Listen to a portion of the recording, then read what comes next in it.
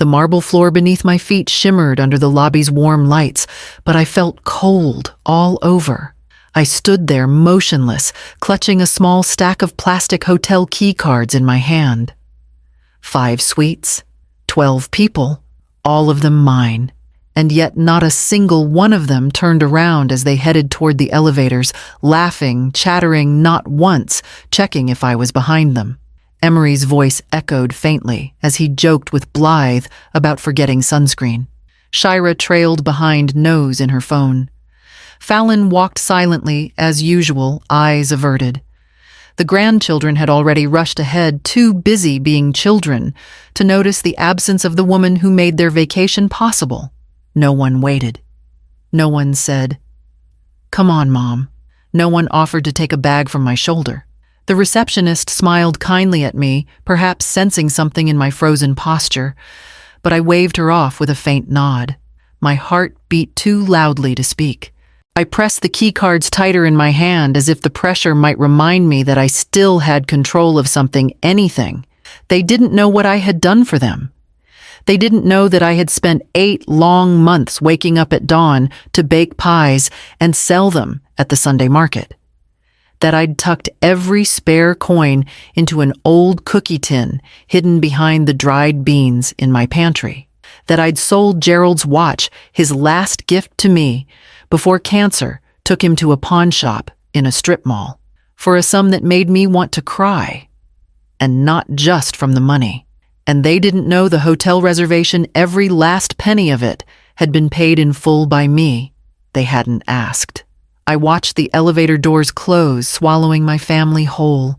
For a moment I wondered if they would even notice I hadn't followed them. But I already knew the answer. The lobby wasn't empty. I was just alone. And standing there, surrounded by palms and brass pots and distant clinks of suitcases rolling across tile, I realized something far more painful than being left behind. They hadn't forgotten me.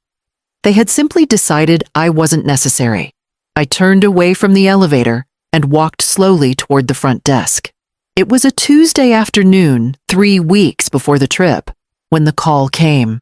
I remember the sunlight stretching across my kitchen counter, warm and gentle, just like the voice on the other end of the line. "Hey, Mom," Emery said, sounding almost boyish. I had this idea, hear me out. I hadn't heard that kind of enthusiasm from him in years. Lately, our calls had been clipped, filled with logistics and obligations, birthday schedules, grandchild report cards, quick thanks for Christmas gifts. But this sounded like something more. A family trip, he said. All of us. Like old times. Somewhere warm. A beach, maybe. My chest fluttered. "You mean all of us together?" "Yeah. Me, Blythe. The kids. Shira's on board, Fallon too. You, of course. Of course. I found this hotel online, Palms by the Sea. Looks amazing. Pools, activities for the kids, full meal plans. It's perfect." He paused, then added, "Only thing is, the hotel needs one person to make the full reservation. It keeps it simpler, I guess. You think you could do that? We'll send you the money right after." Right after. I stared at the percolator as it hissed the coffee bubbling just beneath its lid. He couldn't see me smile, but I smiled anyway. The kind of smile I used to have when they were young and still needed me. Of course I said. It'd be an honor. I hung up and pulled the small wooden box from the top of the cabinet, the one that held Gerald's gold watch. I'd kept it wrapped in a silk handkerchief, untouched since his funeral. I held it a moment, then nodded to no one. The pawnshop clerk gave me far less than it was worth. I didn't even flinch. That night I made the reservation. 5 suites, 12 guests, 7 nights. Full service. I used my credit card and held my breath. When the confirmation email arrived, I stared at the screen, letting myself feel something close to joy. They had invited me. I was part of it. And if I had to pay for that feeling, well, I'd already decided it was worth the cost. Until the day they left me standing in the lobby. The morning of the trip, I stood on the porch with my suitcase, dressed in the soft blue dress Emery once said, made me look less tired.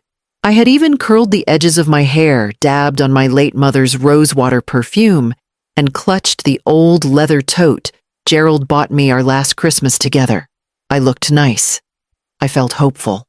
The SUV pulled up 15 minutes late, tires crunching against the gravel. Emery honked once, just a short beep. No one got out. I walked to the car myself. Blythe was in the front seat, eyes glued to her phone. Shira sat in the back, a faint smile that didn't reach her eyes. Fallon barely nodded. Only Lane popped up from the far back seat, grinning. "Grandma!" he shouted and reached over the seat to hug me clumsily. I held on longer than I should have. We drove mostly in silence. I tried a few times asking about schoolwork, what they were excited to do at the hotel, but the replies were short. Blythe didn't look up. Shira murmured something about a podcast. Fallon just stared out the window. Still, when we arrived, and I saw the tall palms swaying against a cloudless sky, something in me lifted. The air smelled like salt and lemons. The building was stunning, painted ivory with wide terraces and polished wood balconies. For one brief moment, I believed it was going to be everything I'd imagined. But as soon as the valet took the cars and the bags were unloaded, they started drifting. Like birds scattering without warning, they disappeared in pairs, up elevators, around corners, through side doors. No, let's check in together. No, we'll wait. Just gone. When I finally walked into the restaurant that evening, they were halfway through their appetizers. Blythe looked up, feigned surprise. "Oh, we thought maybe you were tired from the drive." I smiled, stiff. "No, I was just waiting in the lobby." Oh, that was all she said. They hadn't saved me a seat. I stood there, holding my purse, as a waiter rushed to fetch another chair and squeeze it into the end of the table. It was only the first night.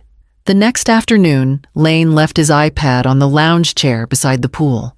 He and the other kids had run off toward the splash pad laughing and soaked in sunscreen. I stayed behind, content to rest in the shade and watch. The screen hadn't locked yet. It was open to a group chat, an endless stream of blue and gray bubbles. I hadn't meant to snoop. Truly, I hadn't. But my name caught my eye. Well, not my name exactly. Just a message that read, "If the old lady gets pushy again, we'll just send her to the spa for the day." I blinked. Another message followed this one from Shira Fallon. "Did you talk to the front desk about switching the reservation name? It'll make checkout easier." Fallon replied, "They said we'd need the cardholder's permission." Ugh. Then Emery, "We'll handle that on Friday, after we file the chargeback." I felt my stomach twist. I scrolled. The group was titled No Drama December. The participants, Emery, Blythe, Shira, Fallon. Not Lane, not me. Further up, I found Blythe's words, "I don't want her hovering around the kids the whole time. Let's give her space." Then Emery? Again, she doesn't even know we're not planning to reimburse her. It's better if she thinks it was her idea. I couldn't breathe for a moment. 8 months of saving. My late husband's gold watch sold for less than it was worth. All of it funneled into this trip I thought was for us, for family. But I was nothing more than a means to an end. A wallet with feet. Lane came running back, dripping and smiling. "Grandma, did you see that slide?" He scooped up the iPad before I could even shut the screen. "Oops, I forgot to close my chat." I nodded, swallowing hard. "It's all right, sweetheart." He took off again, barefoot and light, and I sat there, the laughter of my children echoing through the hotel courtyard, mocking every quiet sacrifice I had made. I closed my eyes and took a breath so deep it ached. If they could plan quietly, so could I. That evening, I skipped dinner. I told Blythe I wasn't feeling well. She barely looked up from her menu and returned to my room, locking the door with deliberate care. I pulled out my blue notebook from the bottom of my suitcase and laid it on the desk. Then I turned on the lamp and began writing. First, the hotel reservation confirmation. I noted the date, time, and reservation number. I logged the $4,200 total, the card I used, and the receipt I had printed weeks ago and folded neatly between the pages. Then I opened my email and took screenshots of the original booking messages. Every detail, every timestamp. Next, I opened my bank app and screenshotted the deposit from the pawn shop, the withdrawals for the hotel, the balance I'd left myself to survive on. Then I hit record on my phone and read every major note aloud, just in case something ever needed to be proven in my voice. When I had everything saved and copied into both a flash drive and an email to myself, I took a deep breath and picked up the phone. I dialed the front desk. "Good evening, this is Corliss Dane," I said. "I'd like to request that any modifications to the reservation be restricted." "Certainly, Ms. Dane. Since the reservation is under your name and was paid with your card, you have full authority." "Good. Please notate that only I may approve changes, no exceptions. It's been added." I thanked her and hung up. Then I made a second call. "This one more personal. Donatella Quinn, Office of Family Law," came the familiar voice. "It's Corliss," I said softly. "Corliss." "What's going on?" I told her briefly but clearly. About the group chat, the credit card, the plan to leave me with the bill. When I finished, there was a long pause before she said, "What they're doing? That's elder financial abuse. And if they follow through with disputing your charges, that's also fraud." "I thought so," I whispered. "Do you want to press charges?" "Not yet. But I need to be ready. Then let's get your paperwork in order." So I did. And when I finally laid my head on the pillow that night, I wasn't angry. I was steady. The next morning, I went down to breakfast early, just as the sunlight poured in golden across the tiled floor. I took my usual seat near the window, ordered oatmeal with berries, and watched the ocean shimmer like it hadn't hurt a thing. When Emery arrived, I greeted him with a soft, "Good morning." He looked surprised, maybe even relieved. Blythe followed, and I told her her floral dress brought out her eyes. She gave a tight smile in return, as if wondering when I'd started noticing things again. Fallon told a joke that made Lane laugh milk through his nose. Shira showed off photos she'd taken near the pool.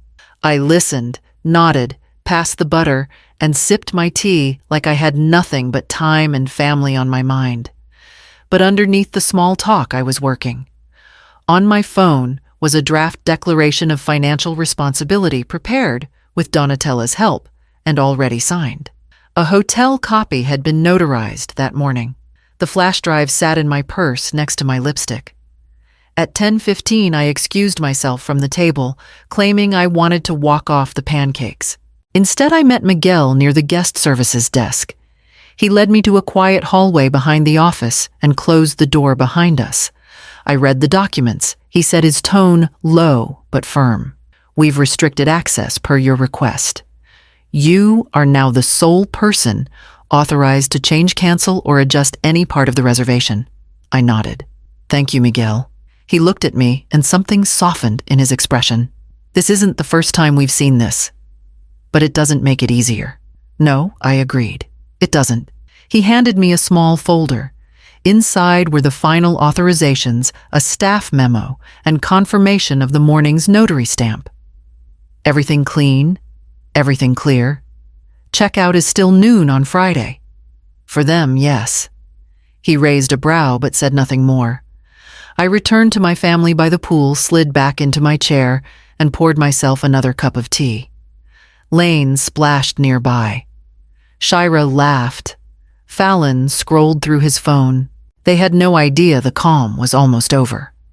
At exactly 10 a.m., I set down my coffee cup and looked at the second hand on my wristwatch sweep past the 12. From the balcony of my suite, I could see them. Emery, Blythe, Shira, and Fallon towels draped around their necks, wet footprints drying quickly on the sun-baked stone, laughing as they headed toward the elevators with the children. It took about 3 minutes. At 10:03, my phone buzzed. "Emery, Mom, our room keys aren't working. Something's wrong." "Blythe, did you check us out or something?"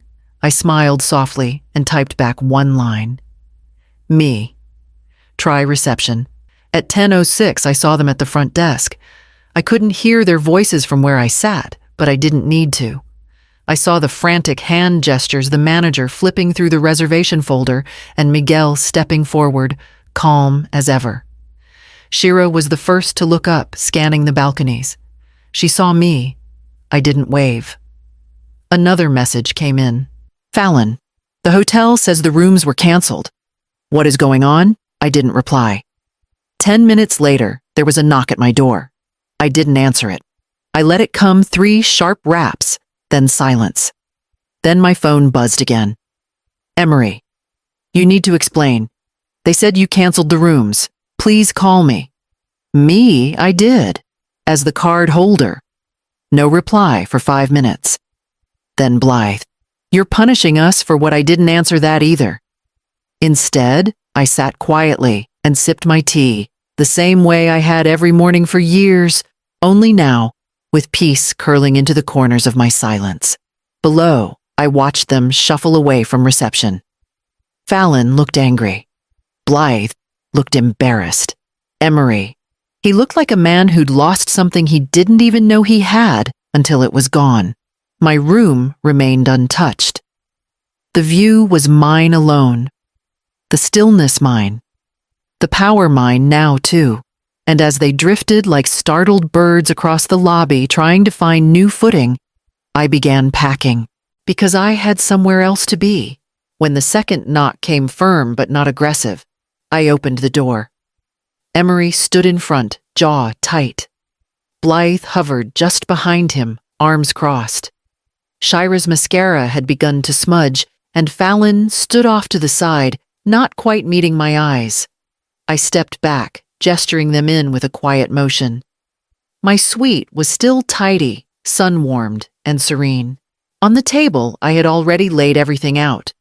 Printed screenshots, highlighted payment receipts, a notarized copy of the declaration. The folder Miguel had given me, crisp and official, stamped and signed. I said nothing at first, just stood with my arms lightly folded and waited. Emery leaned over the table, scanning the first few pages. "Mom, what is all this?" "The truth," I said evenly. Blythe scoffed, though her voice was unsteady. "Okay, but you could have talked to us. This is dramatic. You didn't forget me at the restaurant. You didn't just overlook my name on the itinerary. You organized a group chat to exclude me. You made a plan to steal from me." Shira wiped her eyes. "We weren't stealing. We assumed it would work out. It was a miscommunication." "Miscommunication," I echoed. "So who was it that wrote, 'Let her think it was her idea. We'll dispute the charges later'?" No one answered. Fallon shifted his weight, but remained quiet. I reached for the screenshots, flipping them toward Emery. "You created the group chat, the same day you called to invite me. So this wasn't an afterthought. This was built in. This was strategy." Blythe's lips parted like she wanted to say something else, but she didn't. "I sold Gerald's watch," I continued. "The last thing of his I had left. I lived with no heat-skipped meals, walked instead of busing so you could have this trip. And your plan was to cut me out once you arrived." Emery finally sat down, burying his face in his hands. "This isn't a misunderstanding," I said, voice firm now. "This is betrayal." Cold and careful. The silence in the room was heavy, but I didn't let it crush me. I'd already decided what came next. I didn't raise my voice. I didn't cry. I simply looked at them, at the children I had raised, the partners they had chosen, the faces that once meant warmth and safety, and I told them what was going to happen. "You have 2 options," I said, hands resting gently on the back of the chair. "You can find a new hotel or you can go home. But your stay here is over. Emery blinked like he didn't understand the words. Mom, you can't be serious. I am. Blythe stepped forward, her voice shrill and shaking. You can't kick your own family out. We have children. You had no problem planning to lock me out with children present. You're being vindictive, she snapped. There will be consequences. I held her gaze. I've already consulted with a lawyer. Everything is documented. Every payment. Every message.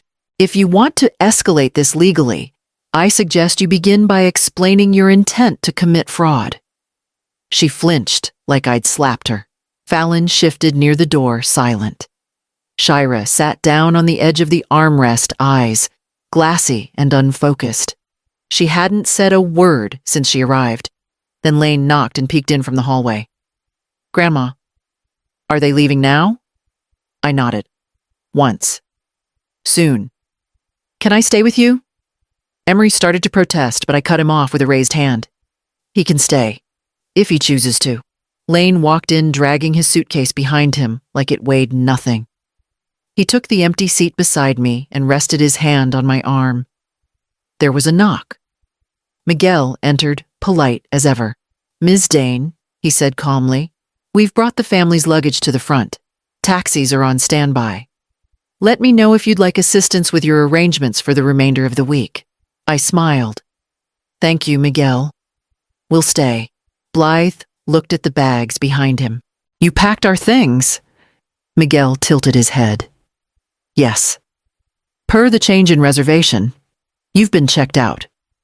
They looked stunned, caught without recourse. I looked at Lane beside me. I wasn't alone anymore. The taxi ride was quiet, but not heavy.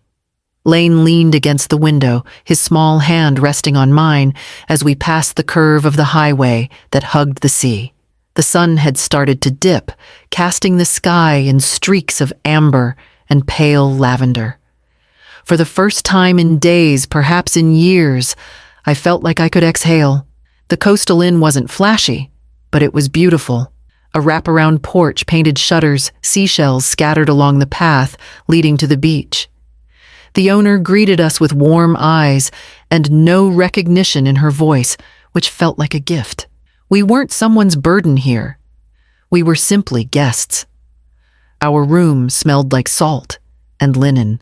Lane ran to the window and pointed to the shore where low tide had left long stretches of wet sand just waiting to be molded. He looked back at me with a grin that made my heart ache. Can we go? I didn't even need to answer. Minutes later, our shoes were off. Our pant legs rolled and we were kneeling in the sand. Lane showed me how to carve windows into towers with the edge of a shell. I taught him how to pack the walls so they didn't collapse under the wind. We built a castle with 5 towers and a crooked moat that the waves lapped at slowly. He laughed every time the water reached it and dragged some of it away. I sat back after a while, wiping my hands on my skirt, and looked out at the horizon. The tide was coming in steady.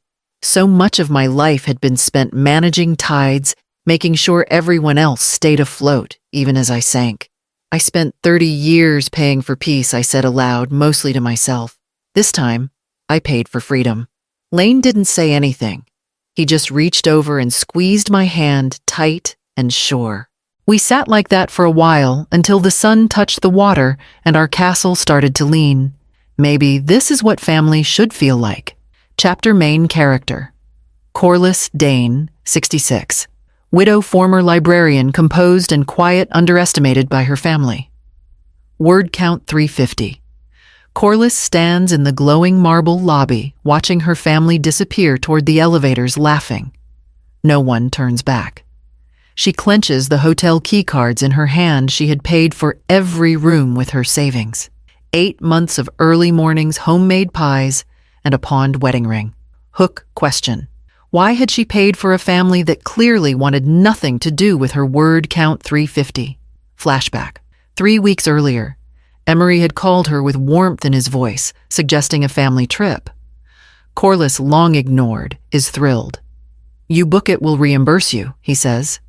She sells the gold watch left by her husband and books 5 suites for 12 people. She hides the sacrifice behind her usual quiet smile. Hook question. Did they ever intend to pay her back? Word count 350. The family picks her up for the trip but barely greets her. Blythe is on her phone. Shira fakes smiles. Fallon mumbles. Only Lane hugs her. The hotel is stunning. Corliss lights up until they all vanish into their rooms without a word. At dinner, she's forgotten. Hook question. Was this just a misunderstanding or something much worse? Word count 400. Lane accidentally leaves his iPad unlocked. Corliss stumbles upon a group chat called No Drama December. She scrolls through cruel messages, jokes about the old lady, plans to switch the reservation to Fallon, and a message will dispute the charges later. She won't know. Hook question. Would she confront them or use their own plan against them? Word count 350. Corliss starts gathering everything. Email confirmations, credit card charges, even voice memos. She contacts the hotel and adds a restriction. Only she can change the reservation. Then she calls her lawyer friend, Donatella Quinn, who confirms it's elder financial abuse. Hook question. Was it time to fight? Or wait until the perfect moment? Word count 350. Corliss smiles at breakfast, makes small talk, even compliments Blythe's dress. Her children are oblivious. Meanwhile, she prepares her legal declaration, and the hotel grants her sole authority. Miguel, the manager, is discreetly supportive. Hook question. What would happen when the keys stopped working? Word count 400, 10 a.m. sharp. The family's keycards deactivate. Confusion erupts. Corliss receives messages. Mom, something's wrong. She calmly texts. Try reception. They learn the rooms were canceled by the cardholder. Corliss. Hook question. Would they grovel or explode? Word count 400. Corliss lets them in. She calmly lays out the proof screenshots, payment logs, legal filings. Emery tries denial. Blythe blames miscommunication. Shira cries. Fallon stays silent. Corliss replies, this was not neglect, it was strategy. Hook question. What punishment fits a betrayal? This deep word, count 400. She gives them 2 options, find a new hotel or return home. Lane chooses to stay with her. The others panic. Blythe threatens legal action. Corliss replies she already spoke with attorneys. Miguel confirms their bags are packed. Hook question. Was this the end of their family, or the start of Corliss's? Word count 450. Corliss and Lane ride in a cab to a peaceful coastal inn. She looks out at the sea and says, I spent 30 years paying for peace. This time, I paid for freedom. Lane squeezes her hand. They build sandcastles as the sun sets. Final line. Maybe this is what family should feel like. Hook question. Would she ever let the others back in? If they came with honesty.